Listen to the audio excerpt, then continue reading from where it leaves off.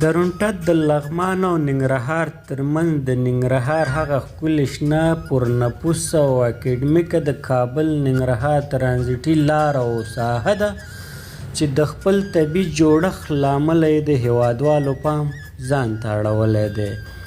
دلته زیاتره اوسیدونکي د مختلفو سیمو یا ولایاتو دي لکه لغمان، کونړ، نورستان، پکتیا، لوګر، کاپیسا، کندوز او خپله د ننګرهار چې د دغه خلکو له جملې زیاتره هغه خلک دي چې د ظاهرشاه په وخت کې په دغه بند او ډیم کې کار کاوه.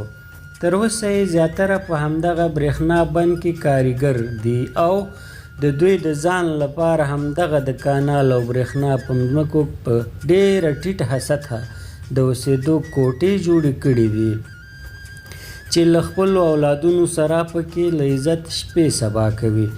دا چې د ننګرهار پوهنتون په همدغه سیمه درونټه کې موقعیت لري چې تر 15,000 زیات محصلین پکې په زده کړو بوخت دي.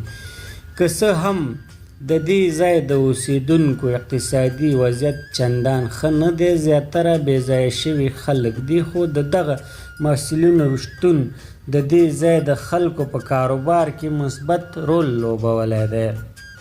له هیوادوالو توکي پیري، مالداره خلک پرې لبنیات پیري، د ځمکو خاوندانو ورته شخصي لیلې آبادې کړي، دوی پکې د کرایې په بدل کې اوسیږي.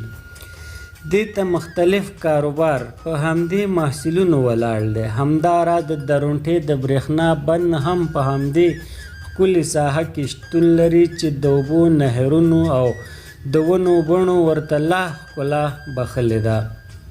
د دې هر څه ترڅنګ دلته د ځوانانو پارک چې په کلي ډېرې پخوا ماهیان کبان پلورل کېږي، دغه پاخه ماهیان په ټول هیواد کې ځانګړی نوم لري چې د هیواد له ګوټ ګوټ خلک ورته میلمانه یا سیلانیان راځي او کبان خوري.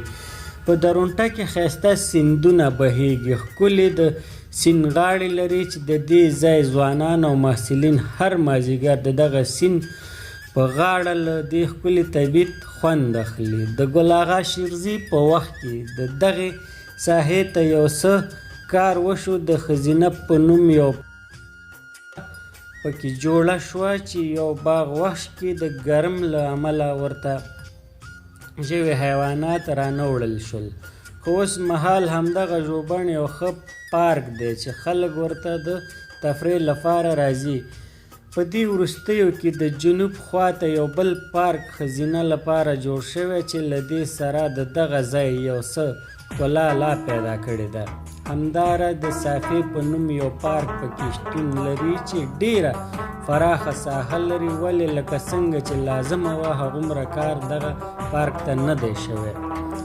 په ټوله کې درونټه یو تاریخي سیمه ده، خپلې ځانګړې جغرافیې په اساس یې د خلکو توجه ځان ته جلب کړي او په هر نظام کې په امن کې پاتې شوې ده.